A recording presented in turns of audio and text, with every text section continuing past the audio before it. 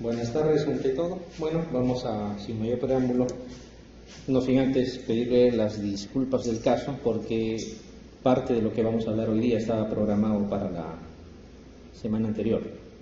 Ya hubo algunos problemas de cambios de jefatura y otras cosas más que son imprevistos y obviamente se hizo imposible venir, pero bueno, ya estamos acá y se va a hacer lo que se tenía que hacer. Vamos a ir avanzando de caso en caso. A ver, vamos a ver el primero. Bueno, dice caso clínico 3 porque los otros dos se hicieron ya anteriormente, ¿no? Se trata de una persona, sexo masculino, 38 años, raza mestiza. Esto siempre es importante, porque hay veces que confundimos. Eso tiene que quedar más o menos claro. Ustedes saben que hay patologías asociadas a las razas también, ¿no es cierto? Incluso desde el punto de vista no infeccioso. Es muy común ver en las historias clínicas raza blanca, por ejemplo. Que tenga la piel blanca no significa que sean de raza blanca. Son de ascendencia peruana y todo lo demás, por lo tanto son raza mestiza. Raza blanca será pues un alemán o un ruso, no lo sé, ¿no?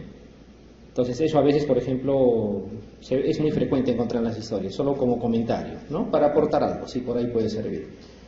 Al decir raza mestiza nos estamos refiriendo es un peruano, pues, ¿no? Con todas las características que puede tener un peruano. Lugar de nacimiento y de procedencia Lima, es médico, es heterosexual, eso es importante. Ustedes saben, hoy en día tenemos que hacer ese interrogante para buscar situaciones asociadas a la conducta sexual también. Dice, viajes en los últimos 5 años, ha estado por Huaraz, Huancayo, Ica, Trujillo y Cañete, o sea, ha ido por algunos sitios que de repente nos va a servir también algo. No hábitos nocivos y por lo demás no tiene otros antecedentes que digamos valgan la pena mencionar. ¿Cuál es el cuadro clínico? Tiene 3 semanas más o menos de enfermedad, alza térmica, que cuando se llegó a cuantificar, y obvio que lo ha cuantificado porque es médico, ¿no? Probablemente si no lo fuera solo dijera sensación de alza térmica, estaba cuantificado, realmente era fiebre, superaba ese 38.3 que necesitamos para decir fiebre. Dice que al inicio él considera que era interdiario, no era necesariamente todos los días, pero actualmente es de forma diaria la presentación de la fiebre y hay ocasiones en que incluso se presenta varias veces al día, como dice ahí, 2 a 3 veces por día, dependiendo. Se acompaña de escalofríos, hay diaforesis intensa, ¿no? Dentro del contexto hay palidez y con algo de disnea también. Examen, vamos a decir, normotenso, ¿no es cierto? Lo mismo, su frecuencia cardíaca está conservada, la respiratoria también. ¿Qué me dicen del 37,2? ¿Es una temperatura 100% normal? Si fuera 36,8 yo sí la acepto, ¿no? Esto le llamamos nosotros subfebril, o sea, está por encima de lo normal, pero tampoco es fiebre. Esto ya puede generar algo de molestias, tengan la seguridad. La persona ya puede decir, tengo sensación de fiebre. Se le ve pálido, más o menos importante, algo deshidratado. Cuando se examina aparato cardiovascular, tórax y pulmones y lo mismo neurológico, no se encuentran alteraciones. El abdomen es algo doloroso, blando depresible, están presentes los ruidos hidroaéreos, se nota una esplenomegalia, 3 centímetros debajo del reborde costal izquierdo, doloroso la palpación. No hay más. Laboratorio, la glucosa está conservada, urea y creatinina lo mismo, la función renal entonces preservada aparentemente. La cifra de leucocitos en el hemograma también están en cifras normales, no hay alguna alteración importante en lo que se evalúa al inicio. Miren, el hematocrito, en la hemoglobina, ¿qué me pueden decir? Está bien, es 10.2, es una cifra ideal para una persona adulta. Está disminuida, ¿no? Hay una tendencia ya a la anemia. ¿Qué me dicen de las plaquetas? Debería estar entre 150.000 a ¿cuánto? Hasta 400.000, incluso algunos exageran, ¿no? Dependiendo de los rangos que quieran usar. 98.000 está en cifras por debajo de lo normal, hay plaquetopenia. Le han hecho 3 hemocultivos negativos, una radiografía tórax normal, y en la ecografía abdominal hepatosplenomegalia moderada nos dicen otra cosa. ¿Qué se les ocurre hasta ahí? ¿Hay algo de, digamos, algún dato que podría llamar la atención? Podríamos ir ya quizás generalizando, por lo menos ahí, visitopenia, ¿no es cierto? Plaquetas y serie roja probablemente con tendencia a disminuir, y fiebre, definitivamente es un síndrome febril también.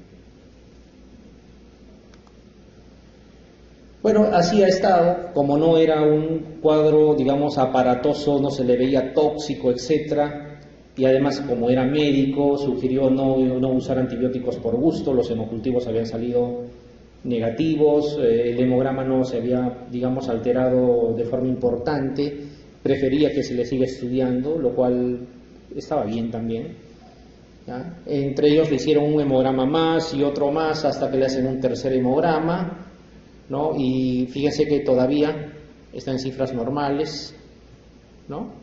De alguna manera, pero la anemia ya se nota un poco más, ¿no es cierto?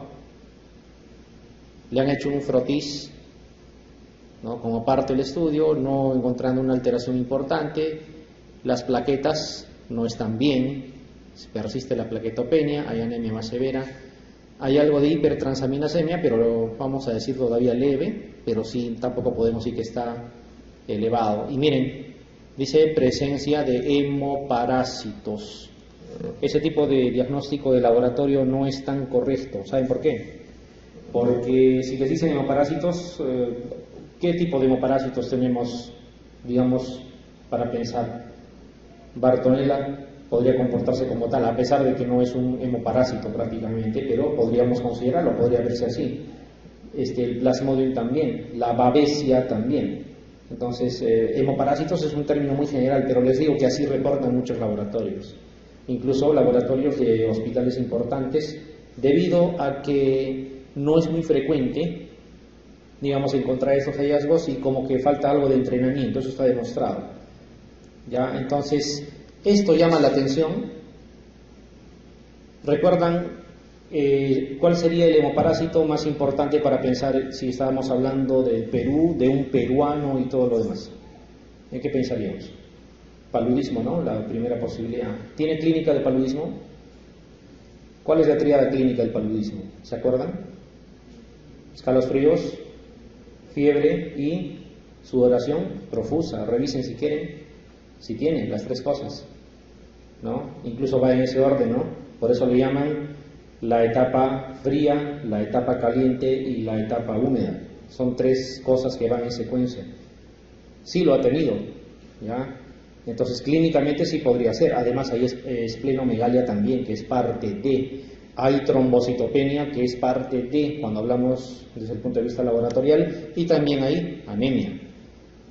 Entonces como que sí cuadra para paludismo, ¿ya? Entonces esos hemoparásitos quizás sean, ¿no? Quizás sea malaria a lo que se está refiriendo. Sin embargo, en los antecedentes de los viajes en los últimos 5 años, ¿por qué pregunto eso? Porque hasta el día de hoy al menos no hay transmisión autóctona en Lima de malaria. ¿Se acuerdan qué decía? ¿Se acuerdan a qué lugares ha ido? Ahí está enumerado. ¿Alguna de esas zonas es una zona de transmisión de malaria? No, aparentemente no. Habla de Cañete, ¿no? Ahí lo tienen anotado seguro, lo pueden recordar en la lámina. Estaba en Huaraz, si no me equivoco, ¿no? Trujillo, no son zonas donde podríamos esperar transmisión autóctona. Entonces, como esto ha sucedido, y como quiera también que esto alerta más la clínica, entonces se decide hacer un examen de descarte de malaria, ya, pero por un laboratorio entendido. Y cuando hablamos de eso en nuestro medio es el laboratorio del Instituto Nacional de Salud. Cuando ustedes quieran hacer diagnósticos, por ejemplo, de malaria, de dengue o de cualquier otra patología asociada a medicina tropical, es preferible utilizar un laboratorio conocedor, porque probablemente los laboratorios que habitualmente en nuestro entorno se desempeñan no tienen la suficiente experticia, porque esto depende del ojo, ¿no es cierto? La gota gruesa hay que mirarlo. Se le piden la gota gruesa, ¿ya?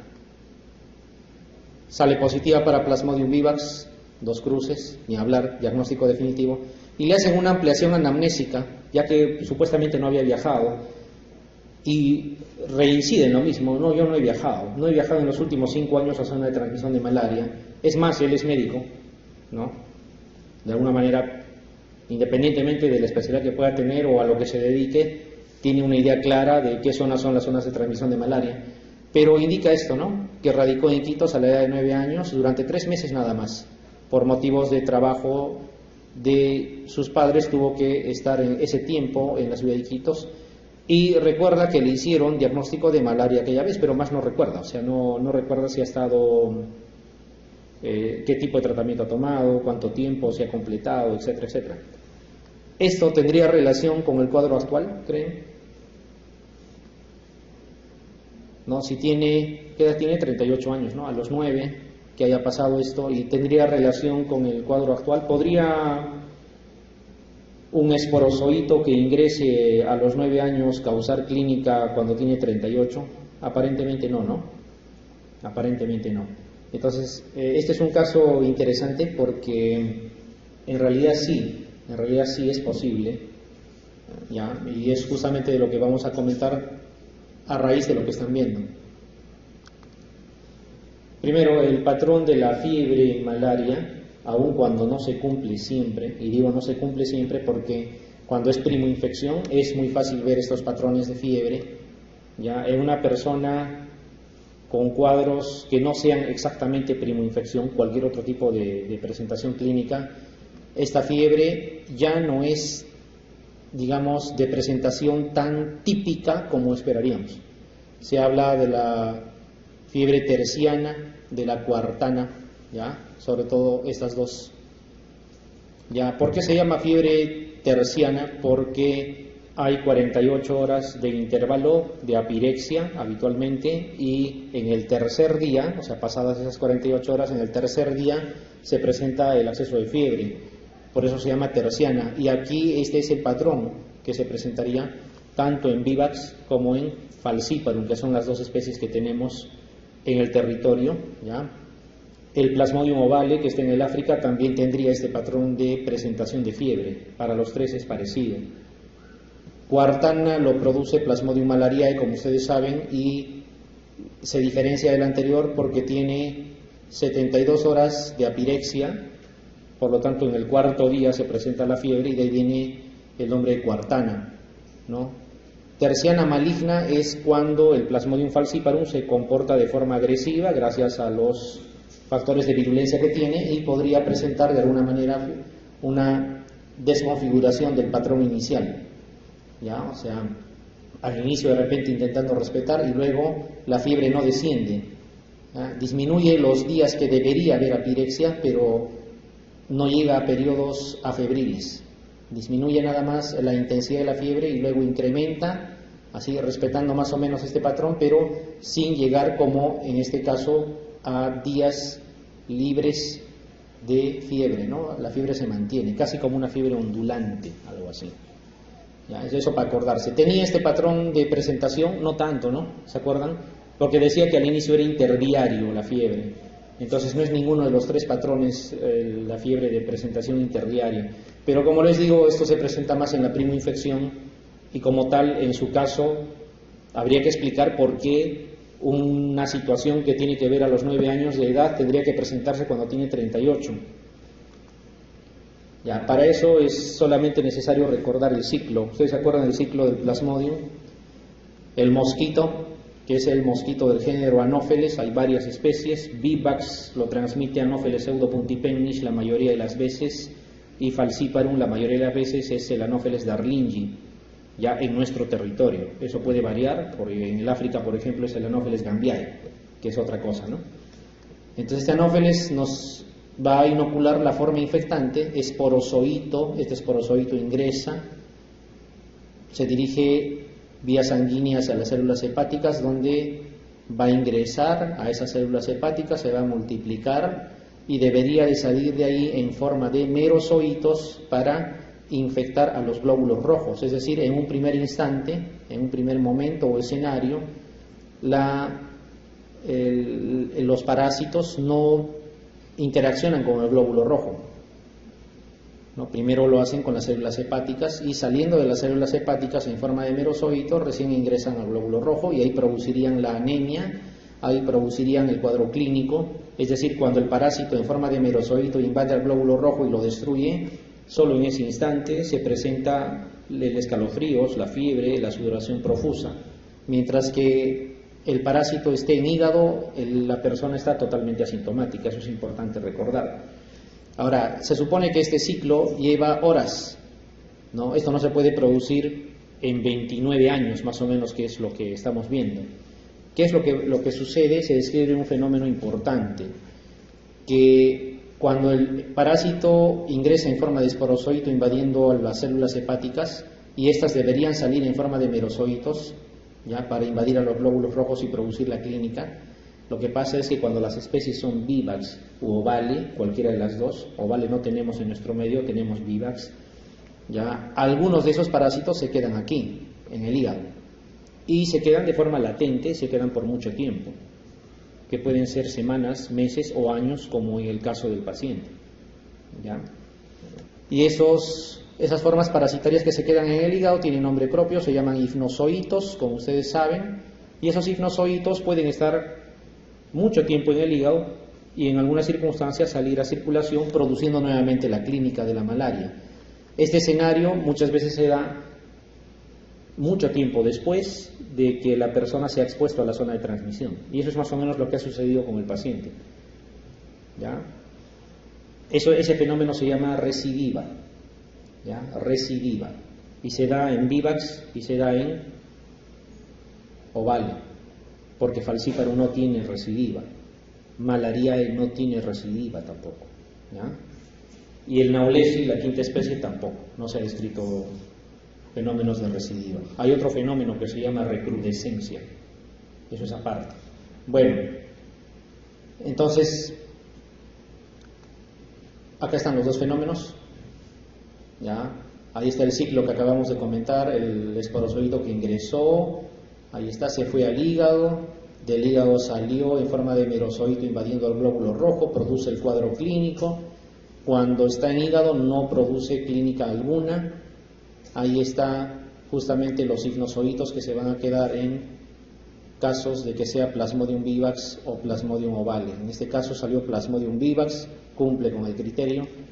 Y acordarse que para que este fenómeno de recidiva, que es lo que están viendo en la parte inferior, lo de arriba es recrudescencia, esto es recidiva, ¿ya? Para que no se dé el fenómeno de recidiva es que nosotros usamos primaquina dentro de la terapia, ¿ya? La primaquina no te quita el malestar, no te baja la fiebre, no te recupera clínicamente, lo que hace es erradicar las formas hepáticas, para eso usamos la primaquina.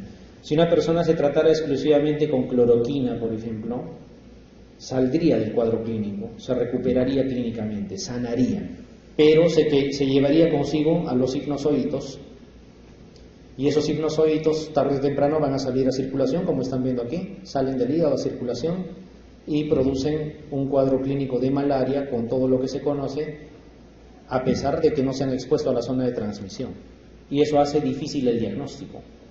¿Cómo podríamos pensar en malaria si le preguntamos a la persona si ha viajado a zonas de transmisión y te dice que en los últimos 5 años he ido a tales sitios, ninguno es zona de transmisión?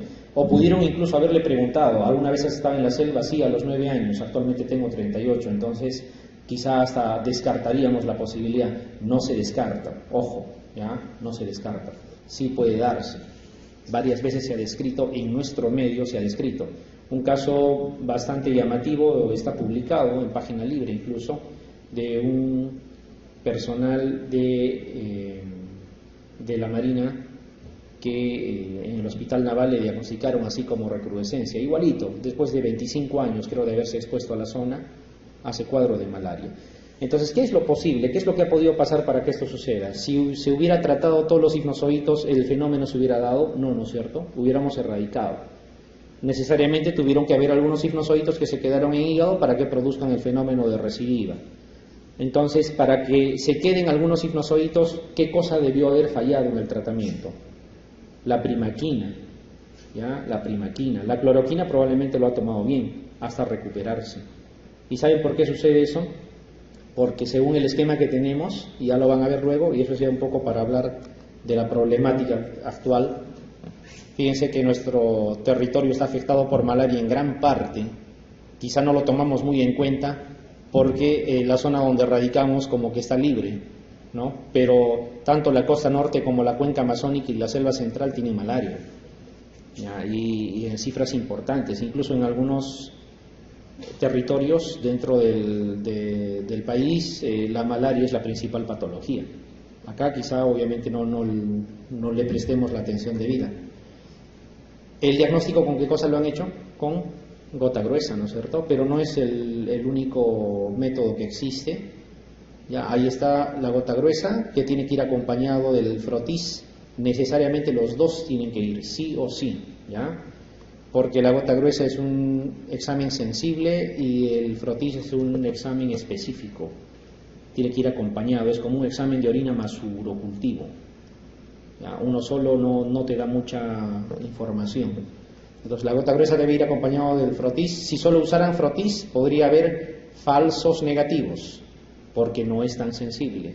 Y si usaran solamente la gota gruesa, no podría, claro, les podría dar que es positivo, pero hasta sería difícil determinar la especie solo con la gota gruesa. Los dos tienen que ir de la mano.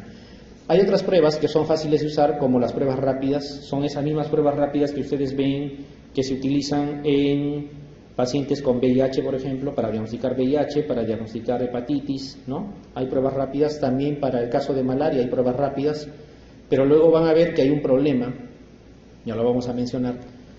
Hay otros exámenes como los ELISAs, hay ELISA para detectar anticuerpos contra malaria, como cualquier ELISA detecta anticuerpos y también tiene ciertos problemas, van a ver por qué. Y esta sí es interesante, las técnicas moleculares de PCR, ¿no? Reacción en cadena en polimerasa. Sin embargo, no está al alcance de todos por por el tipo de examen y el tipo de laboratorio que se necesita, ¿ya? Y otro por el precio mismo. Entonces, el gol estándar a nivel mundial es la gota gruesa y seguirá siendo. ¿Y por qué? Hay un umbral de detección. Lo que quiere decir que si los parásitos en sangre están por debajo de ese umbral en cantidad, simplemente va a salir negativo. El umbral es más o menos de 5 a 20 parásitos por microlitro, cuando hablamos de gota gruesa y frotis. 5 a 20 parásitos por microlitro, ¿ya? O sea, si supera esa cifra, la gota gruesa lo más probable es que salga positivo. Cuando es menos, es probable que salga negativo. Las pruebas rápidas, que no requieren mayor preparación porque son fáciles de elaborar, fáciles de desarrollar, es tomar una gota de sangre, colocarlo en ese dispositivo y echarlo de reactivo y esperar que forme las bandas. Es tan simple, no requiere entrenamiento, cualquiera lo puede hacer, pero el umbral de detección es mayor, es de 100 parásitos por microlitro para arriba, o sea, no es más sensible que la gota gruesa. Eso hace de que pudiera salir negativo aún teniendo la malaria. Las determinaciones serológicas, cuando utilizamos ELISAs para malaria, para Plasmodium, como quiera que miden anticuerpos, sale positivo en todas las personas que ya tuvieron malaria, aún no la tengan ahora, porque mide anticuerpos, mide el anticuerpo que dejó hace tiempo, por ejemplo. Entonces, no te diferencia infecciones actuales, ¿no? Te detecta solamente presencia de anticuerpos. Entonces, no nos serviría mucho para hacer un diagnóstico actual, ¿ya? Y otro que demora también en salir, como cualquier anticuerpo demora en formarse. El PCR sí es interesante porque su sensibilidad es alta. ¿Se acuerdan que el umbral era de 5 a 20 parásitos por microlitro en la gota gruesa? Aquí es 100 parásitos por microlitro, aquí es 0,01. O sea, un centésimo de parásito que encuentre sale positivo el PCR. Es altamente sensible y su especificidad también es absoluta, ¿ya? Sería interesante utilizar esto, pero no está al alcance obviamente de todos y no es un examen de rutina, pero sí habría que tomarlo en cuenta. La gota gruesa tiene, como están viendo, su componente de gota gruesa propiamente dicha y el frotis, ambos en una sola lámina, ¿ya? Es fácil de desarrollarlo, con tinción de Jensa también fácil de poderla procesar. Lo, entre comillas, difícil, porque requiere entrenamiento, es lecturar. Es fácil confundir artefactos con Plasmodium, ¿ya? Entonces se puede detectar fácilmente la especie, ¿ya? Vivax o falciparum, sobre todo cuando ven los gametocitos en forma alargada, en forma de semiluna, que es propia de falciparum, no es el caso del que estamos mencionando. Y esta diferenciación se va a dar básicamente en el frotis, en la gota gruesa no se ve. Por lo tanto, ambas cosas tienen que ir. ¿Ya? 30 veces más sensible la gota gruesa que el frotis, un dato importante. ¿Ya? Significa que si solo hago frotis podría yo confundir y me podría salir negativo la prueba. Estas son las pruebas rápidas, igualito pinchan el dedo, siempre en la zona lateral, no en la yema, porque en la yema hay más terminaciones nerviosas que vascularización, entonces tomamos en la zona lateral un lancetazo, se toma con esta pipeta de plástico que viene en el kit, la gota se deposita en el extremo, ahí está, y se le coloca la solución para que haga reacción. Aquí, por ejemplo, en esta prueba, esta es la banda control, ¿no?, que debe de formarse siempre. Si no se forma la banda control, decimos que esta prueba o está vencida o no sirve o no funcionó. Tiene que haber la banda control. Luego recién miramos si se forma o no las otras bandas. Aquí, por ejemplo, sale positivo, pero aquí te dice total. ¿Qué significa total? O sea, casi igual que el diagnóstico inicial. Hay hemoparásitos y punto. No te dice si es Vivax o es falciparum. Hay otras pruebas rápidas de mejor, digamos, especificidad y obviamente te pueden diferenciar si es Vivax o falciparum.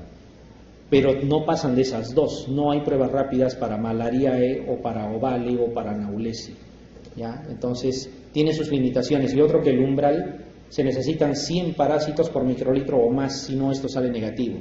La gota gruesa solo necesita de 5 a 20 parásitos por microlitro, es más sensible, pero en personas que sepan lecturar, que estén entrenadas obviamente. Ahí está el tratamiento y van a darse cuenta que solo mirando el tratamiento podríamos entender por qué es que esta persona ha hecho una recidiva en el tiempo. Este es el motivo de las recidivas, el tratamiento. Incluso vamos a ver cómo se ha intentado modificar, pero no ha sido posible. Miren, el tratamiento de un adulto, que es siempre intentando cumplir 10 miligramos por kilo, ¿ya? Cloroquina, hay que dar cloroquina, ¿ya? Y para un adulto promedio de más o menos 60 kilogramos o más, ya se da 4-4-2, o sea, 4 tabletas de cloroquina el primer día, 4 tabletas en el segundo día y 2 tabletas en el tercer día. ¿Qué es lo que sucede con esto? La cloroquina no actúa en el hígado. ¿Dónde actuaba la cloroquina? En sangre, ¿ya? ¿Y en qué situación se producía la clínica? Necesito que estén conectados con lo que estoy hablando, si no esto va a ser pérdida de tiempo. ¿En qué momento se producía la clínica? ¿Cuando el parásito estaba en el hígado o cuando estaba en sangre? Cuando estaba en sangre. Por lo tanto, si yo erradico lo que está en sangre, ¿la persona clínicamente se va a curar o no? Sí, clínicamente va a estar totalmente recuperado al tercer día. ¿Cuántos días le falta para tomar primaquina? 4 días, no ha llegado ni a la mitad. Por lo tanto, como la persona se siente bien, abandona el tratamiento y no toma lo que debe de tomar de primaquina. ¿Qué significa eso? Que no va a erradicar del total a sus sinusoides. Es muy fácil de entender. Ese es el motivo por el cual tenemos gran reservorio humano de malaria vivax. Antes esto era mucho más complicado aún, porque se tomaba la cloroquina tal cual lo están viendo y la primaquina se daba en la mitad de dosis actual y se daba 14 días. ¿Qué significa entonces? Que la persona tomaba 3 días de tratamiento correcto, ¿ya? Y le faltaba 11 días de primaquina. Por lo tanto, los resultados eran peores. ¿Ya? Entonces, este es el motivo por el cual muchas personas abandonan el tratamiento. ¿Ya? Y posiblemente, no sabemos, él era niño, no era médico en ese momento, es posible que este fenómeno se haya dado. ¿Por qué? Porque tasas de resistencia a cloroquina y primaquina en Vivax hasta el día de hoy prácticamente no es significativo en el Perú. ¿Ya? Y hace tanto tiempo como cuando él tenía 9 años y ahora tiene 38, probablemente con mucha más razón no había problemas de resistencia. Entonces, aquí no se trata de que lo que tomó no sirvió porque el plasmodium era resistente, sino que lo más probable es que no haya completado. Este fenómeno está descrito como parte de la problemática de la malaria en el Perú. ¿Ya? En ese entender, fíjense cómo esto se ha intentado mejorar. ¿Cómo lo intentarían mejorar? Sería ideal si tuviéramos un esquema donde los días de primaquina sean menos aún, ¿no es cierto? De repente aumentando la dosis en menos días, ¿ya? Para solucionar este problema. Esto, fíjense que se ha intentado hacer ¿no? Se ha valorado la eficacia de diferentes regímenes de primaquina, ¿no? Para justamente evitar, para prevenir, para que disminuyan, ¿no? Esas recidivas que se dan con malaria por Plasmodium vivax. Y ojo, es un trabajo que se ha hecho acá en el Perú, ¿ya? Que se ha hecho acá en el Perú, justamente con la casuística que tenemos, y se ha hecho un trabajo experimental, midiendo niveles, concentraciones. Es muy interesante, ¿ya? Cuando ustedes observan los autores, a la mayoría los conocen. Creo que hace poquito estaban hablando con el doctor César Cabezas ustedes, hoy día creo incluso. O sea, ahí está, él es uno de los autores de ese trabajo, en el intento de mejorarlo. ¿Ya? El doctor Salomón Durán, ya, es médico infectólogo, con posgrado también acá, desde la casa, ¿ya? Y hay algunos más que probablemente no los conocen a todos. Bueno, pero ahí está, miren, se ha hecho los trabajos. ¿Cuál es el esquema actual? 7. Hubo una hipótesis. Damos 7 días de primaquina. ¿Qué pasa si de repente en realidad damos los 14 días como era antes? Probablemente los fenómenos de recidiva disminuyan. Entonces, uno de los brazos de estudio fueron 14 días a la dosis que se daba antes, para compararlo. Ya, y hubo un intento de reducir el número de días a más dosis, solamente 5. Con que logren reducir a 5 ya sería importante, ¿no es cierto? Habría más adherencia al tratamiento y este fenómeno que han visto no se produciría, ¿ya? Entonces, eso es lo que se ha intentado. Se ha dividido a los grupos, se ha randomizado. Pueden ver claramente que en las operaciones de randomización prácticamente no hay diferencias significativas. Ya van a ver en dónde están ubicadas estas diferencias que se han encontrado. Miren, ahí está. La línea continua es el tratamiento cuando es 5 días de primaquina. O sea, la dosis total acumulada, pero dividido en 5 días. ¿Ya? Esta línea entrecortada oscura viene a ser la de 7. Y esta otra la de 14. La misma dosis total, pero dividido en 7, en 14 y en 5 días. Qué interesante sería que la de 5 días nos ofertara por lo menos similar eficacia que la de 7, entonces se cambiaría el esquema. A 5 días nada más de tratamiento, esa era la idea, con la idea de que evitemos los fenómenos de recidiva. Pero lo que se ha visto, ya, lo que se ha visto es que esto no era tanto así, ya, no era tanto así. La que evitaba mejor las recidivas era el esquema de 7 días, o sea, el esquema actual. Algo que se podía aproximar, no con la misma eficacia, pero se podía aproximar, era el esquema de 14 días. Pero ya saben que para llevarlo a la práctica implicaría hacerle tomar más días al paciente y eso probablemente no se dé. Pero el que tenía menos eficacia era el nuevo esquema que se estaba planteando. Entonces, no fue posible asumirlo como una situación, digamos, general. Lo mismo aquí, miren. Acá se está evaluando prácticamente lo que es, vamos a decir, la frecuencia, por decirlo así, de recidivas. Fíjense, en el esquema de 5 días hay más posibilidades de que haya recidivas. En el esquema de 7 días, es este de acá, se mantiene bajo durante todo el tratamiento y posterior también. Y en el esquema de 14 días, como quiera que damos menos dosis todos los días para acumular la dosis total al final, al inicio las posibilidades son altas de recidiva y luego va disminuyendo y al final, cuando lleguen al punto de corte final, se va a parecer al de 5.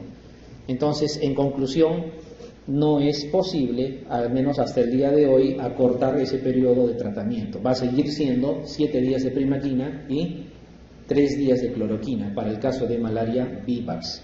Ya, eso que han visto es solo un ejemplo de lo que se produce todos los días, ¿ya? Y lógicamente este fenómeno uno no lo diagnostica así cuando la persona vive en la zona de transmisión.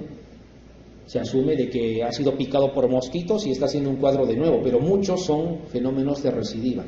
Es llamativo, como en el caso del caso clínico, que una persona que ya no está expuesta a la zona de transmisión vuelva a hacer un cuadro clínico después de muchos años. Si viviera en la zona de transmisión, quizá pensaríamos que le picaron nuevamente los mosquitos y lo infectaron, ¿no? Y está haciendo un cuadro nuevamente, pero en realidad no fue así. ¿Ya? Eso es lo interesante de repente del primer caso. Vayamos al siguiente, ¿ya? Otro caso clínico. Mujer de 42 años, también raza mestiza, o sea, es peruana. ¿Ya? Lo mismo, lugar de nacimiento y procedencia Lima, es ama de casa, tiene también viajes en los últimos 5 años. Ya saben que esto queda corto, ¿no? Pero esto es lo que habitualmente preguntamos. ¿Qué se debería hacer cuando necesitamos de repente investigar patología tropical? Pregúntenle en toda tu vida dónde has estado. Ya no se limiten a los últimos 5 años. ¿Ya? Pero pues lo cierto es que ha estado en Huaral, Cañete, en Llanchamayo también, ¿ya? No hay hábitos nocivos y los demás antecedentes no son de trascendencia. 3 semanas de enfermedad, miren, sensación de alza térmica. Al inicio dice que es tolerada sin antipiréticos, probablemente la sensación de alza térmica no era muy intensa, ¿ya? Y posteriormente se hace cada vez más intenso, ¿ya? Se agrega astenia, que va progresando, e hiporexia, que se va instalando lentamente, de tal manera que al final del cuadro clínico eso es llamativo, es bastante llamativo. La última semana tiene fiebre intensa, eso ya se cuantifica, en promedio tiene 38,9 y tiene mal estado general. Ustedes saben que ese término que habitualmente lo usamos y a veces no le damos mucha importancia, mal estado general, es una situación importante. ¿Ya? Para que una persona esté en mal estado general es una enfermedad que tiene muchas chances de complicarse o quizá ya se esté complicando. ¿Ya? No usemos esa frase por usar. Mal estado general es una cosa seria. ¿Ya? Es una cosa muy seria. Bueno, ahí está el examen. ¿Qué me dicen de la presión? ¿Está bien? Está manejando al menos la sistólica, presiones límites, ¿no es cierto? Tiene tendencia a la hipotensión, está taquicárdica, ¿no? Taquipneica, febril, ¿no? Claramente febril. Está mal. ¿Ya? Si pensaran en un cuadro infeccioso, ¿sería ya sepsis o todavía no? Ustedes saben que 2 criterios de SIRS en una persona infectada y es sepsis, ¿no? Ya, vamos a ver. Sí, pues es claramente una sepsis probablemente. Palidez, mal estado general, ¿ya? Aparato cardiovascular, aparentemente no hay mucha situación. Miren, cuando le examinan pulmones, encuentran roncos escasos y difusos. Un dato que aparentemente no trasciende. Roncos. Pero vamos a ver que al final sí se correlaciona con la clínica. O sea, al menos no está exento de ruidos sobreagregados, ¿no es cierto? Hay roncos al menos. No son crepitantes ni nada por el estilo, pero son roncos. Aparato neurológico conservado, el abdomen es doloroso, ¿ya? No hay visceromegalias nada más, pero llama la atención, es doloroso. Podríamos ir resumiendo. Otro síndrome febril, ¿ya? Si pensamos en una infección, es una sepsis, ¿no es cierto? Es un cuadro séptico con dolor abdominal y signología pulmonar incierta, pero parece que algo hay por ahí. Laboratorio, ¿no? Se le puede ver, glucosa, no está en valores para decir que está con diabetes, ¿ya? Un valor normal, urea, creatinina conservado. ¿El hemograma les parece normal? Si somos, digamos, dogmáticos, decimos de 5.000 a 10.000, listo. Saben que eso no es tan exacto, pero bueno, podríamos tener esa idea. 18.000 está elevado. Hay una leucocitosis franca ahí. ¿Qué me dicen de los abastonados? 22% es una cifra altísima. ¿Okay? De los eosinófilos, ¿qué dicen? ¿Está bien? 18%. Hasta 5% es algo que se puede aceptar, ¿no? 7-8% ya es hipereosinofilia, ¿no? 18% es una cosa seria. Y con tendencia a la linfopenia también, ¿ya? Importante. Anemia, plaquetopenia, miren. Le hacen 3 hemocultivos, los 3 salen positivos para E. coli. ¿Cómo podrían hasta ahí definir el cuadro? ¿Qué es? ¿Hay bacterias dónde? Si el hemocultivo ha salido positivo. En heces, en líquido cefalorraquídeo, en sangre. ¿Dónde sería si el hemocultivo sale positivo? En sangre, ¿no es cierto? ¿Cómo se llama eso cuando hay bacterias en sangre? Viables. Es una bacteriemia. ¿Ya? Su diagnóstico ya cambia. Es una bacteriemia por gram negativos, por E. coli básicamente, ¿ya? Y eso justificaría la leucocitosis pero no me gustaría mucho los eosinófilos, o sea, los eosinófilos tienen que aumentar en una bacteriemia, eso me llamaría la atención. Le hacen una radiografía de tórax por esa signología que le encuentran al examen, encuentran un incremento en la trama vascular, no hay mayor cosa, como en una bronquitis viral, ¿no?, que podrían encontrar eso. La ecografía abdominal de hepatosplenomegalia moderada, ¿ya? Tiene diagnóstico definitivo, ¿no? Es una sepsis debido a una bacteriemia por gram negativos. Así nada más uno podría hacer una bacteriemia por gram negativos alegremente por cualquier motivo, es algo de esperar, es como un resfrío, por ejemplo, ¿no es cierto? Tendrá que tener su origen, algo tiene que haber pasado ahí. Le han dado tratamiento con ceftriaxona y está bien, ¿ya? Está bien indicado. Era sensible probablemente a la ceftriaxona, le han dado tratamiento con ceftriaxona, 2 gramos intravenoso cada 24 le están aplicando, pero está evolucionando de forma estacionaria, no mejora. Debería haber una respuesta de todas maneras, sobre todo a las primeras dosis del tratamiento hay un cambio, ¿no? Debería de disminuir quizá la fiebre, el mal estado por lo menos ir mejorando, ¿no? Ya tiene 5 días de tratamiento y sigue igual. ¿Dudarían del diagnóstico? ¿O de repente falta diagnosticar algo más? ¿No? Podría ser quizá eso. No dudaría del diagnóstico porque 3 hemocultivos no creo que me mientan. Si están bien tomados, así como se indica que se deben de tomar, de 10 a 30 mililitros de diferentes zonas de punción, ¿no?, con intervalo de 15 a 30 minutos entre muestra y muestra, y los 3 me salieron positivos para la misma bacteria, está claro. O sea, es imposible que eso no pueda representar diagnóstico. Bueno, dentro de ellos, casi de rutina, le hacen el examen parasitológico, ¿no? Ustedes saben que esta técnica de Berman es lo que utilizamos como indicativo para que busquen estrongiloides. Da positivo para estrongiloides, han encontrado larvas rhabditiformes, ¿ya? Entonces, ¿esto ya justificaría mejor el diagnóstico? ¿Qué opinan? ¿Qué dicen? ¿Los eosinófilos en cifra alta podría estar justificado por estrongiloides? Bueno, claro que sí. Estrongiloideasis es una de las cosas que más se eleva, ¿ya? ¿Tendrá alguna relación la estrongiloideasis con la sepsis o la bacteriemia por gram negativos o no tiene nada que ver? ¿Estará relacionado? ¿Hay relación o no hay relación? ¿Qué dicen? ¿Ya? Entonces, aquí la situación no es tanto el problema diagnóstico, porque finalmente los hemocultivos les han dado el diagnóstico, ¿ya? El examen de laboratorio les ha dado el diagnóstico. Pero miren, a pesar que tienen el diagnóstico, le están dando la ceftriaxona y no está funcionando. ¿Cuál es la conducta habitual? La conducta habitual es que le digan, entonces le cambiamos a meropenem. ¿Va a mejorar si le cambian a meropenem? ¿Acaso dice resistente era sensible? Por eso le han dado ceftriaxona. Se le van a dar meropenem y probablemente va a seguir igual. Algo falta manejar aquí. Y ese algo que falta va a resultar de que ustedes recuerden cómo se comporta el estrongiloides.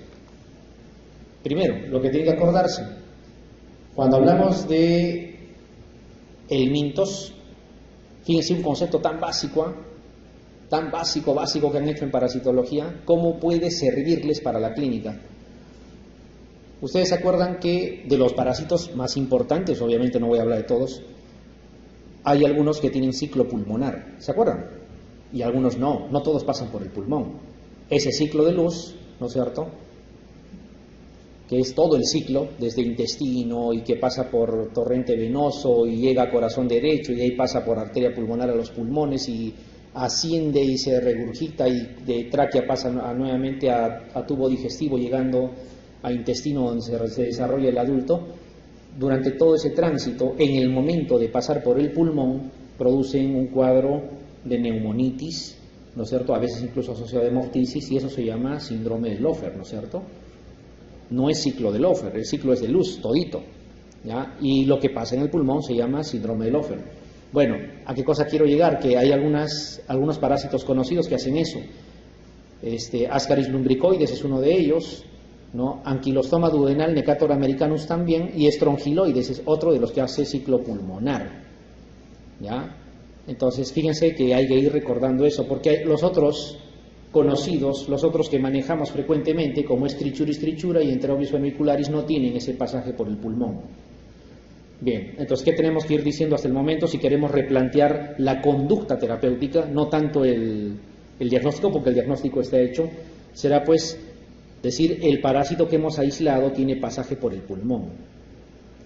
¿En qué tendrá que ver eso? Tienen que acordarse de esto de acá.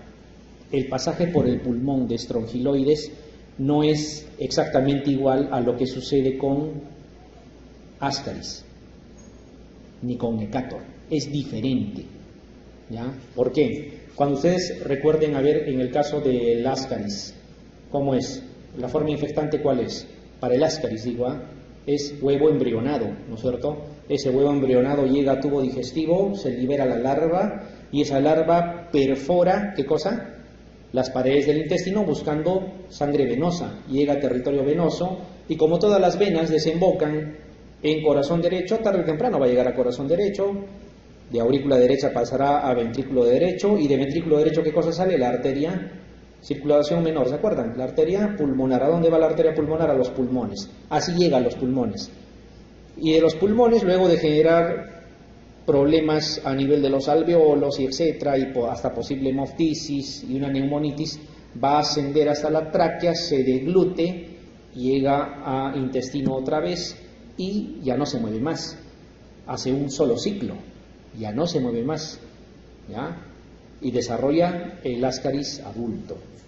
Cuando hablan de las uncinarias, sea el Necator americanus o el Ankylostoma duodenal, saben que ingresa por piel, ¿no es cierto? Ingresa por piel en forma de larva rafitiforme, igualito, de entrada busca la circulación y hace el mismo circuito. Y cuando llega a tubo digestivo tampoco ya se mueve, ahí se queda. ¿Cuál es la diferencia con estrongiloides? Y eso explica por qué se asocia al cuadro que estamos comentando. El estrongiloides tiene autoinfección y es más que importante. ¿Saben qué es lo que sucede? Miren, la explicación es simple. La forma infectante del estrongiloides es la larva filariforme, ustedes saben eso. Esta larva filariforme que va a ingresar por piel también, ¿ya? Va a buscar circulación.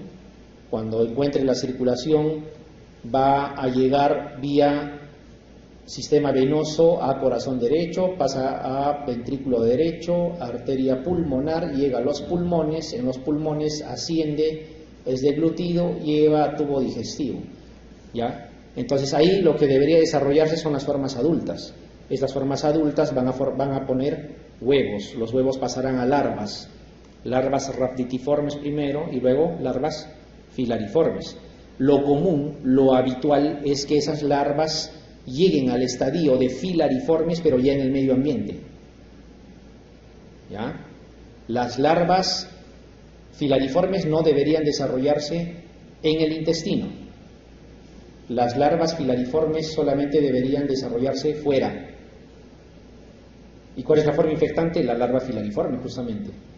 Pero ¿qué es lo que sucede? En ciertas circunstancias hay muchos factores, desde trastornos digestivos funcionales, velocidad del tránsito intestinal o incluso situaciones climáticas, de temperatura corporal. Hay un montón de situaciones que podrían ocasionar que dentro del intestino se formen las larvas filariformes, que deberían formarse fuera.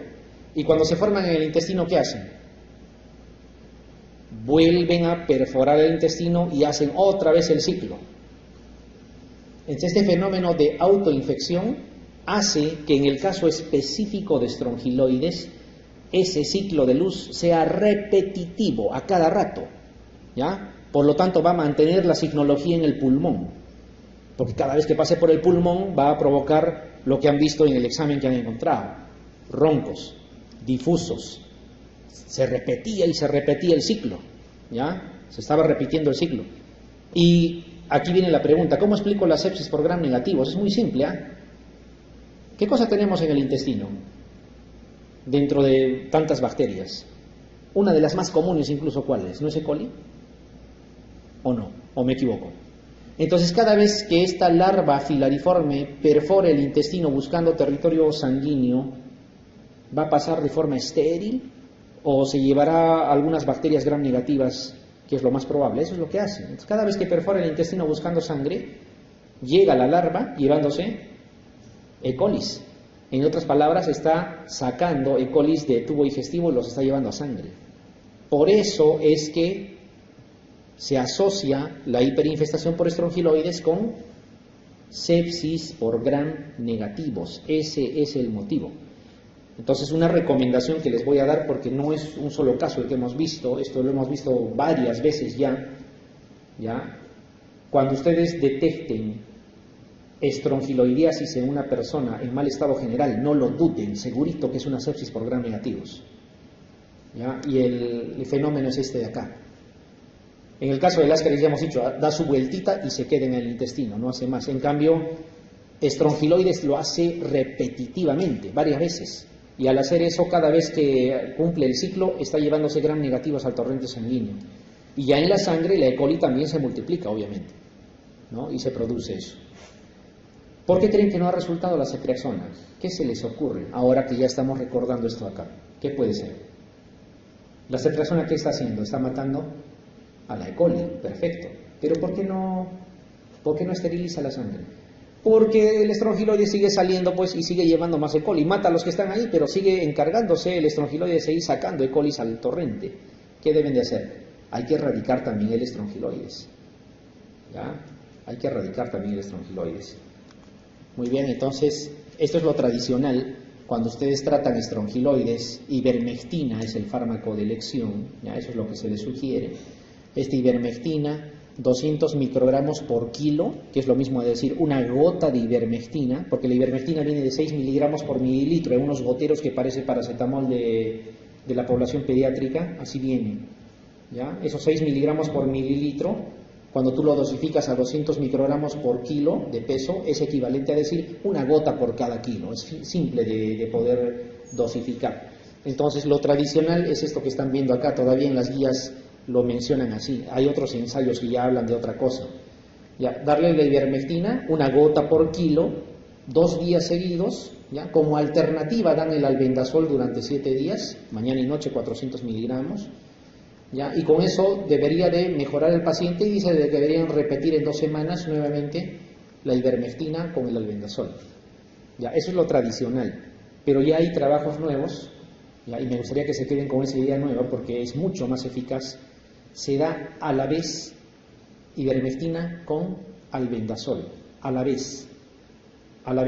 ¿Por qué? ¿Quieren saber el por qué? Ivermectina funciona mejor en el estadio larvario y el albendazol funciona mejor en el estadio adulto del parásito, entonces es más rápido el efecto. Le tienes que dar todos los días ivermectina, siempre una gota por cada kilo, por día, asociado al albendazol a estas dosis. ¿Hasta cuánto tiempo? Hasta esterilizar muestras, hasta negativizar muestras. Tú sigues tomando las muestras de heces hasta que se vuelva negativo. Si encontraron estrongiloides en aspirado gástrico, hasta que se vuelva negativo. Más o menos el promedio coincide con esto, es entre 7 a 10 días, y ya no se repite. Se le da nada más hasta negativizar. ¿Qué puede ser de 7 a 10 días? Si no hay forma de hacer el control hasta la negativización, denle pues entre 7 a 10 días y lo suspenden. Siempre con la terapia de fondo. La terapia con ceftriaxona debería de seguir. ¿Qué hubiera pasado si hubieran dado meropeneo? ¿Hubiera seguido el problema o no? Claro, hubiera sido lo mismo, porque no lo estaban tratando al estrongiloides. Luego hicieron algunos exámenes más a la señora y tenía su HTLV1 de fondo. Ustedes saben que tiene relación directa HTLV1 con estrongiloides. Ese es un caso importante también, porque miren, se presenta como una patología bacteriana y al final resultó ser otra cosa. Bueno, y terminamos con este caso clínico. Otro, es una mujer de 36 años, peruana, también lugar de nacimiento y procedencia Lima, ama en casa, tiene artritis reumatoide desde hace 10 años, o sea, desde que tenía 26, debutó con artritis reumatoide. Bueno, la terapia actual es con prednisona y aparentemente está controlado, o sea, su artritis reumatoide no le genera mayor problema. Tiene este antecedente que sí es importante, un TEC severo hace 4 años, y hasta el momento tiene su derivación ventrículo-peritoneal para evitar una hipertensión endocraniana secuelar. O sea, ha tenido un traumatismo craneoencefálico severo. Ustedes saben que la severidad es una cosa seria en un TEG, y probablemente por alguna situación de cicatrices, etcétera, ha habido incremento de la presión del líquido cefalorraquídeo, que neurología sabiamente le ha colocado su derivación ventrículo-peritoneal con la idea de que no aumente la presión y pueda desenvolverse normalmente. Entonces, así ha estado viviendo bien. ¿Ya? No tiene viajes en los últimos años, no hay hábitos nocivos y los demás antecedentes no contribuyen. Sin embargo, ya, miren, durante los 2 últimos años, refiere esto, es bastante, ¿no? Sensación de alza térmica que cede con antipiréticos, no es todos los días, ¿eh? Pero que les diga, ya hace 2 años yo tengo repetitivamente fiebre, pero tomo mi paracetamol y me va bien. Cuando eso sucede, ¿qué es lo primero que pensamos? Ah, no, 2 años de fiebre, eso no es infeccioso. Yo mismo lo digo, ¿eh? Pero siempre hay cuadros que te sacan de lo que habitualmente tú planteas, de lo que digamos es tu paradigma, te pueden sacar, nada es absoluto en medicina. Bueno, lo cierto es que tiene cefalea persistente y continua, ha empezado a tolerar la cefalea, ¿ya? De alguna manera cuando toma los antipiréticos también le calma la cefalea. Tiene varias evaluaciones y controles por neurología, por neurocirugía también, donde se demuestra que la derivación está en condiciones óptimas, ¿ya? A más de ello, ya le han dado un diagnóstico definitivo como que el problema de la cefalea que tiene es una situación secuelar al TEC severo que ha tenido, ¿ya? Y que debería de ir manejándolo de esa manera, y por eso es que en los últimos 2 años no ha habido gran cosa. Perfecto. Está hemodinámicamente estable, como ven sus funciones vitales también están conservadas, excepto esto de aquí que no nos gusta mucho. No puedo decir que esa temperatura es 100% normal, está subfebril, ¿no es cierto? Su estado general es más o menos regular, ¿ya? Cardiovascular conservado, tórax y pulmones y neurológico también no muestran mayor cosa. Laboratorio, no hay mayor alteración. El hemograma lo mismo, con fórmula normal, no hay anemia, plaquetas conservadas, le han hecho 3 hemocultivos, como tenía fiebre y fiebre, ustedes saben que la endocarditis se puede presentar así. No es un cuadro franco de fiebre, puede ser subfebril y de repente es una endocarditis. Está bien, le han hecho sus 3 hemocultivos, sale negativo. Le han hecho estudio de líquido cefalorraquídeo, lo cual me parece que está bien, o está mal que le hagan estudio de líquido cefalorraquídeo si tiene antecedente neurológico y su cuadro pareciera pues de alguna manera neurológico. Tinta china negativo. ¿Por qué creen que le han hecho tinta china? Porque aqueja cefalea, ¿no? Cefalea de tanto tiempo, además, si bien es cierto no es paciente con VIH en estadio SIDA, pero tiene corticoterapia prolongada, entonces vale la pena. Ustedes saben que la infección fúngica a nivel de sistema nervioso central, o sea la criptococosis en este caso, es muy frecuente, ¿ya? Comparado con la población general en ese tipo de pacientes, en los lúpicos también, es una de las cosas que hay que sospechar. Le han hecho tinta china, sale negativo, dice que hay 10 células, 100% mononucleares, la glucosa no está consumida, por decirlo, y el GRAM no arroja nada. ¿Qué me dicen de este estudio de líquido cefalorraquídeo? Porque de ahí nace la suspicacia. ¿Está normal? ¿Hasta cuántas células yo consideraría normal? Hasta 5 células consideraría normal. ¿Ya? Justo hay un punto de corte. 10 células o más hay que pensar que es una meningoencefalitis. Lógicamente las bacterianas te van a elevar hasta más de 1000, 1500, 2000, qué sé yo, ¿no? La tuberculosa te eleva de 100 en 100, se dice, o sea, 250, 300, podría ser. Y las virales te elevan, entre comillas, de 10 en 10. 20, 25, 30, 35. Es una regla, digamos, general que tenemos para hacer la sospecha. ¿Qué pasa si es que yo tengo, clasificando nada más, bacteriano, viral y tuberculoso, que es lo más frecuente,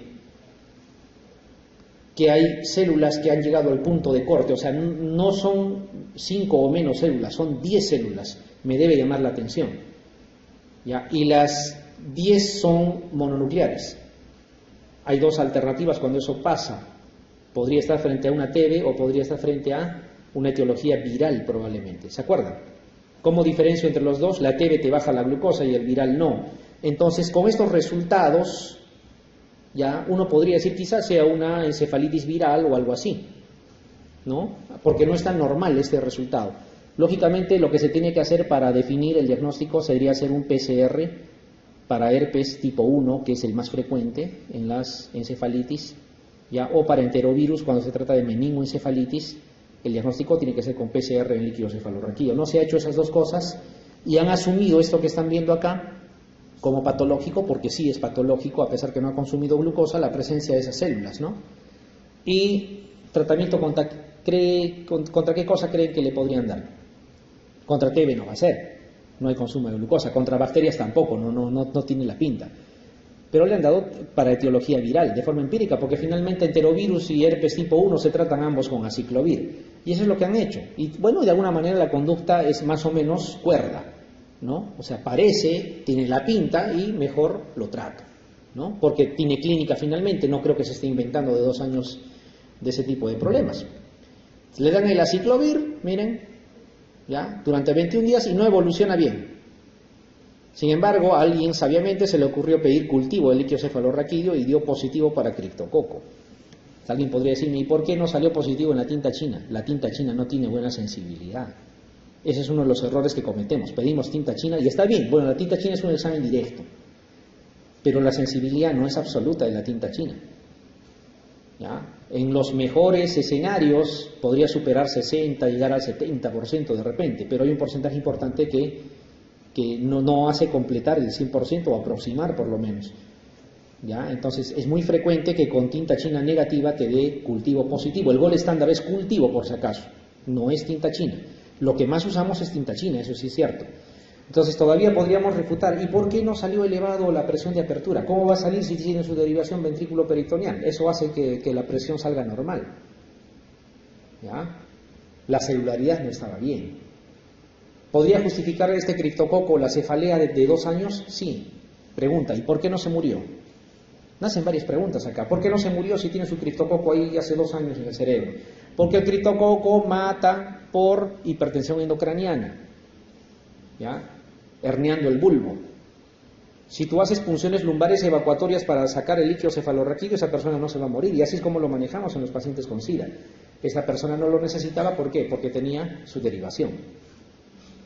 Estaba viviendo con el criptococo, imagínense, 2 años y tenía su derivación que hacía que no tenga la hipertensión endocraniana clásica, pero sí tenía fiebre de vez en cuando y tenía la cefalea que obviamente también calmaba.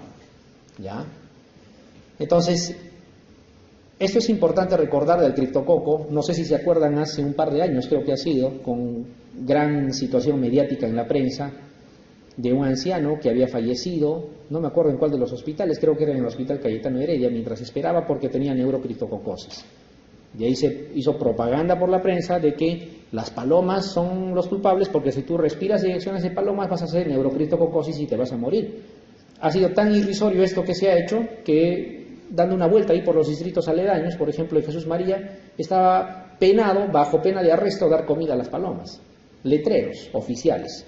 ¿Ya? ¿Qué es lo que sucede? Sí es cierto, pues uno va a adquirir el criptococo probablemente a partir de la inyección de las palomas, pero esa criptococosis que vamos a adquirir es de tipo pulmonar y la criptococosis pulmonar se autolimita. Es un cuadro que parece una bronquitis aguda de unos días y se autolimita sin tratamiento y nos quedamos con el criptococo. Solo si nos inmunosuprimimos de forma severa vamos a activar el criptococo. Esa persona que se murió esperando ahí en el hospital no era que una semana antes inhaló de inyecciones de palomas, lo que pasa es que se infectó seguro cuando era niño, hace décadas, y por algún motivo se inmunosuprimió y activó el criptococo a nivel de meninges. Lo mismo pasa en los pacientes con SIDA. No es que durante los últimos días hayan tenido contacto con palomas, lo que pasa es que ese criptococo que lo tienen desde hace mucho tiempo, hace muchos años, se activa por el estado de inmunosupresión severo que tienen y desarrollan el cuadro de neurocriptococosis.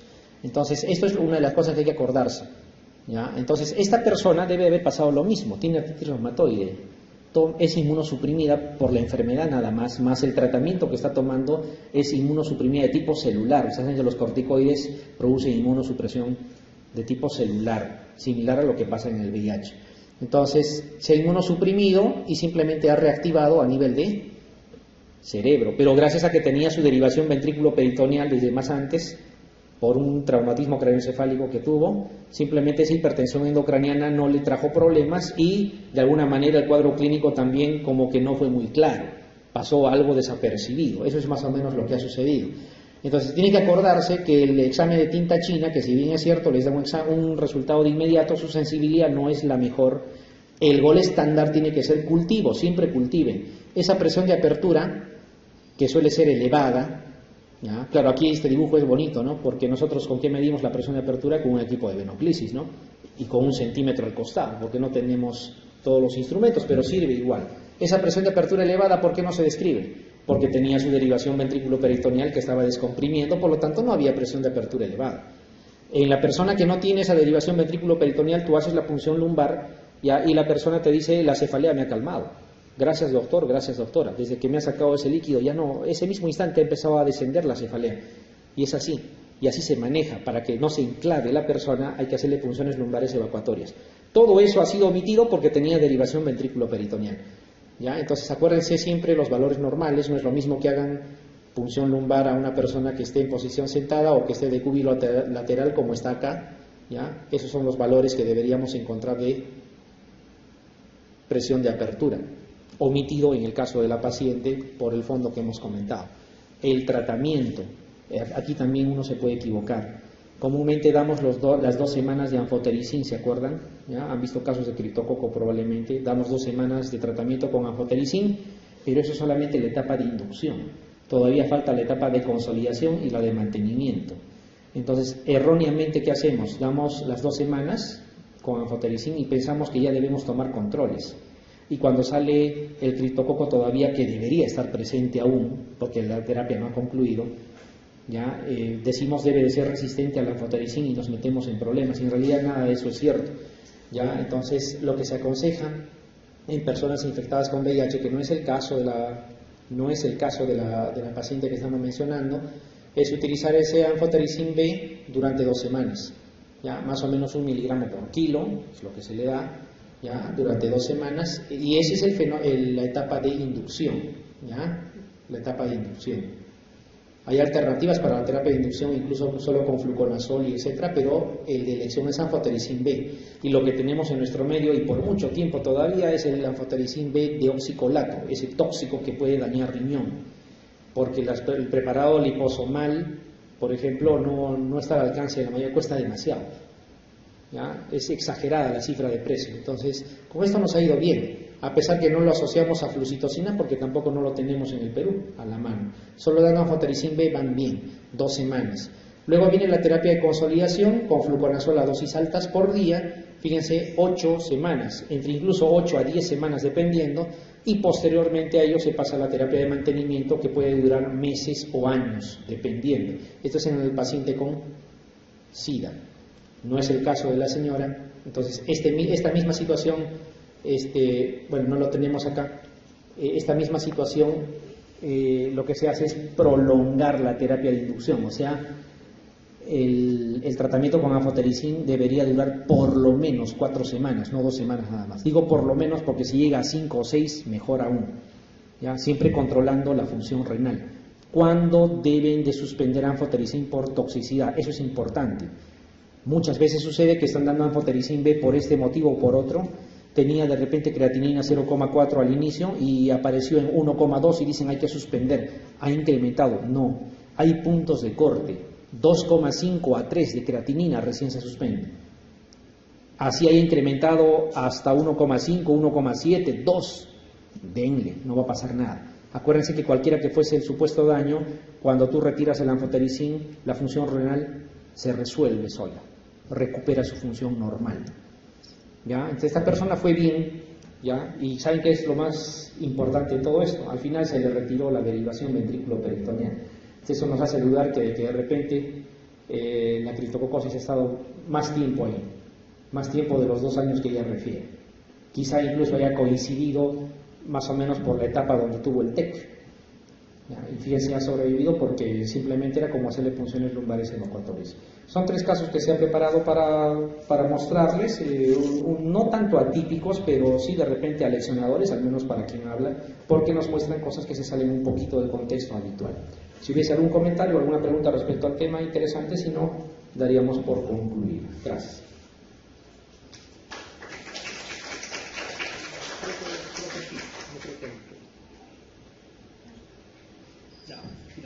¿Alguna pregunta? Bueno, en ese caso, le damos las gracias a ustedes, por gracias. su participación. Gracias. ¿Listo? ¿Qué más? Está bien, todavía llego al hospital.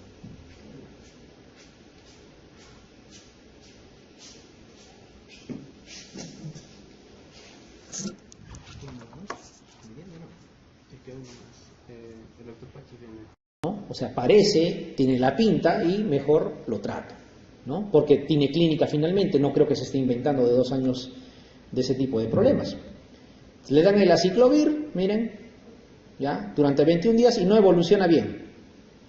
Sin embargo, a alguien sabiamente se le ocurrió pedir cultivo de líquido cefalorraquídeo y dio positivo para criptococo. Alguien podría decirme, ¿y por qué no salió positivo en la tinta china? La tinta china no tiene buena sensibilidad. Ese es uno de los errores que cometemos. Pedimos tinta china y está bien. Bueno, la tinta china es un examen directo, pero la sensibilidad no es absoluta de la tinta china. ¿Ya? En los mejores escenarios podría superar 60, llegar al 70% de repente, pero hay un porcentaje importante que no hace completar el 100% o aproximar por lo menos. ¿Ya? Entonces es muy frecuente que con tinta china negativa te dé cultivo positivo. El gol estándar es cultivo por si acaso, no es tinta china. Lo que más usamos es tinta china, eso sí es cierto. Entonces todavía podríamos refutar, ¿y por qué no salió elevado la presión de apertura? ¿Cómo va a salir si tiene su derivación ventrículo peritoneal? Eso hace que la presión salga normal. ¿Ya? La celularidad no estaba bien. ¿Podría justificar este criptococo la cefalea de 2 años? Sí. Pregunta, ¿y por qué no se murió? Nacen varias preguntas acá. ¿Por qué no se murió si tiene su criptococo ahí hace 2 años en el cerebro? Porque el criptococo mata por hipertensión endocraniana, ¿ya? Herniando el bulbo. Si tú haces punciones lumbares evacuatorias para sacar el líquido cefalorraquídeo, esa persona no se va a morir. Y así es como lo manejamos en los pacientes con SIDA. Esta persona no lo necesitaba, ¿por qué? Porque tenía su derivación. Estaba viviendo con el criptococo, imagínense, 2 años y tenía su derivación que hacía que no tenga la hipertensión endocraniana clásica, pero sí tenía fiebre de vez en cuando y tenía la cefalea que obviamente también calmaba. ¿Ya? Entonces, esto es importante recordar del criptococo. No sé si se acuerdan, hace un par de años creo que ha sido, con gran situación mediática en la prensa, de un anciano que había fallecido, no me acuerdo en cuál de los hospitales, creo que era en el Hospital Cayetano Heredia, mientras esperaba porque tenía neurocriptococosis. De ahí se hizo propaganda por la prensa de que las palomas son los culpables porque si tú respiras direcciones de palomas vas a hacer neurocriptococosis y te vas a morir. Ha sido tan irrisorio esto que se ha hecho que, dando una vuelta ahí por los distritos aledaños, por ejemplo en Jesús María, estaba penado, bajo pena de arresto, dar comida a las palomas. Letreros oficiales. ¿Ya? ¿Qué es lo que sucede? Sí es cierto, pues uno va a adquirir el criptococo probablemente a partir de la inyección de las palomas. Pero esa criptococosis que vamos a adquirir es de tipo pulmonar y la criptococosis pulmonar se autolimita. Es un cuadro que parece una bronquitis aguda de unos días y se autolimita sin tratamiento. Y nos quedamos con el criptococo. Solo si nos inmunosuprimimos de forma severa vamos a activar el criptococo. Esa persona que se murió esperando ahí en el hospital no era que una semana antes inhaló de inyecciones de palomas. Lo que pasa es que se infectó seguro cuando era niño, hace décadas, y por algún motivo se inmunosuprimió y activó el criptococo a nivel de meninges. Lo mismo pasa en los pacientes con SIDA. No es que durante los últimos días hayan tenido contacto con palomas. Lo que pasa es que ese criptococo que lo tienen desde hace mucho tiempo, hace muchos años, se activa por el estado de inmunosupresión severo que tienen y desarrollan el cuadro de neurocriptococosis. Entonces, esto es una de las cosas que hay que acordarse. ¿Ya? Entonces, esta persona debe haber pasado lo mismo, tiene artritis reumatoide, es inmunosuprimida por la enfermedad nada más, más el tratamiento que está tomando es inmunosuprimida de tipo celular. Ustedes saben que los corticoides producen inmunosupresión de tipo celular, similar a lo que pasa en el VIH. Entonces, se ha inmunosuprimido y simplemente ha reactivado a nivel de cerebro, pero gracias a que tenía su derivación ventrículo peritoneal desde más antes, por un traumatismo craneoencefálico que tuvo, simplemente esa hipertensión endocraniana no le trajo problemas y de alguna manera el cuadro clínico también como que no fue muy claro, pasó algo desapercibido. Eso es más o menos lo que ha sucedido. Entonces tiene que acordarse que el examen de tinta china, que si bien es cierto les da un resultado de inmediato, su sensibilidad no es la mejor. El gol estándar tiene que ser cultivo, siempre cultiven. Esa presión de apertura, que suele ser elevada, ¿Ya? Claro, aquí este dibujo es bonito, ¿no? Porque nosotros ¿con qué medimos la presión de apertura? Con un equipo de venoclisis, ¿no? Y con 1 centímetro al costado, porque no tenemos todos los instrumentos, pero sirve igual. Esa presión de apertura elevada, ¿por qué no se describe? Porque tenía su derivación ventrículo-peritoneal que estaba descomprimiendo, por lo tanto no había presión de apertura elevada. En la persona que no tiene esa derivación ventrículo-peritoneal, tú haces la punción lumbar, ¿ya? Y la persona te dice, la cefalea me ha calmado. Gracias doctor, gracias doctora. Desde que me ha sacado ese líquido, ya no, ese mismo instante ha empezado a descender la cefalea. Y es así. Y así se maneja. Para que no se enclave la persona, hay que hacerle punciones lumbares evacuatorias. Todo eso ha sido omitido porque tenía derivación ventrículo-peritoneal. ¿Ya? Entonces acuérdense siempre los valores normales. No es lo mismo que hagan punción lumbar a una persona que esté en posición sentada o que esté de cúbito lateral como está acá. ¿Ya? Esos son los valores que deberíamos encontrar de presión de apertura, omitido en el caso de la paciente por el fondo que hemos comentado. El tratamiento, aquí también uno se puede equivocar. Comúnmente damos las 2 semanas de anfotericin, ¿se acuerdan? ¿Ya? Han visto casos de criptococo probablemente. Damos 2 semanas de tratamiento con anfotericin, pero eso es solamente la etapa de inducción. Todavía falta la etapa de consolidación y la de mantenimiento. Entonces, erróneamente, ¿qué hacemos? Damos las 2 semanas con anfotericin y pensamos que ya debemos tomar controles. Y cuando sale el criptococo todavía, que debería estar presente aún, porque la terapia no ha concluido, ya decimos debe de ser resistente al anfotericin y nos metemos en problemas. En realidad nada de eso es cierto. Ya, entonces lo que se aconseja en personas infectadas con VIH, que no es el caso de la paciente que estamos mencionando, es utilizar ese anfotericin B durante 2 semanas. Ya, más o menos 1 miligramo por kilo es lo que se le da. ¿Ya? Durante 2 semanas, y esa es la etapa de inducción, ¿ya? La etapa de inducción. Hay alternativas para la terapia de inducción, incluso solo con fluconazol y etcétera, pero el de elección es anfotericin B, y lo que tenemos en nuestro medio y por mucho tiempo todavía es el anfotericin B de oxicolato, ese tóxico que puede dañar riñón, porque el preparado liposomal, por ejemplo, no está al alcance de la mayoría, cuesta demasiado.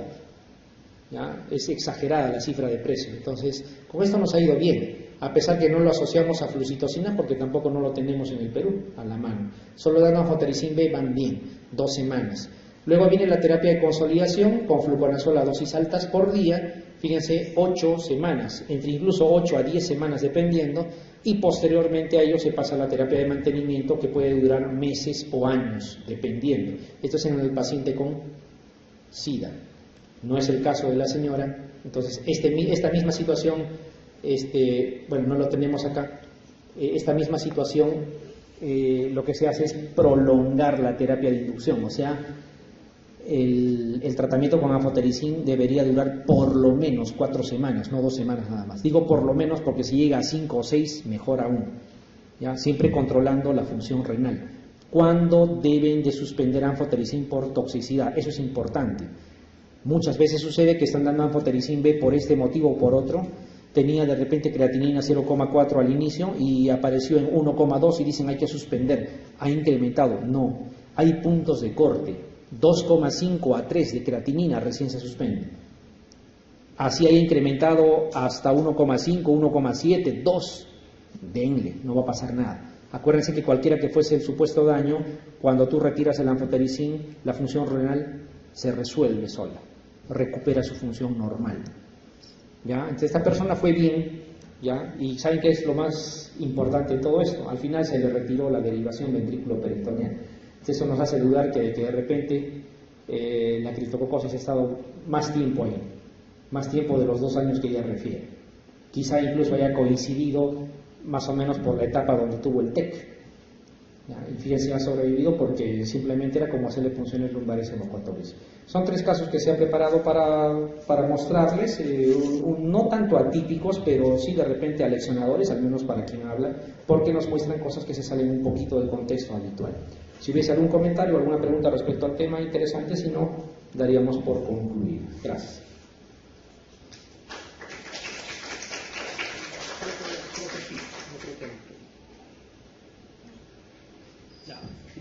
¿Alguna pregunta para el doctor? Bueno, en ese caso le damos las gracias A ustedes por las gracias. su participación. Gracias. Gracias. Listo. ¿Qué hora es? Está bien, todavía llego al hospital.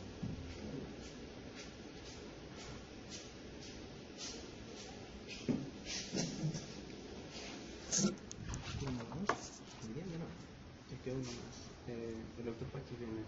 Y ¿saben qué es lo más importante de todo esto? Al final se le retiró la derivación ventrículo-peritoneal. Eso nos hace dudar que de repente la criptococosis ha estado más tiempo ahí, más tiempo de los 2 años que ella refiere. Quizá incluso haya coincidido más o menos por la etapa donde tuvo el TEC. Y fíjense, ha sobrevivido porque simplemente era como hacerle punciones lumbares evacuatorias. Son 3 casos que se han preparado para mostrarles, no tanto atípicos, pero sí de repente aleccionadores, al menos para quien habla, porque nos muestran cosas que se salen un poquito del contexto habitual. Si hubiese algún comentario o alguna pregunta respecto al tema, interesante, si no, daríamos por concluido. Gracias.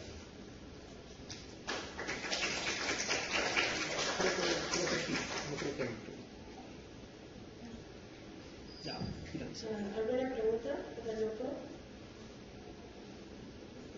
Bueno, en ese caso le damos las gracias A ustedes las por gracias. su participación. Gracias. Gracias. ¿Listo? ¿Qué hora es? Está bien, todavía llego al hospital.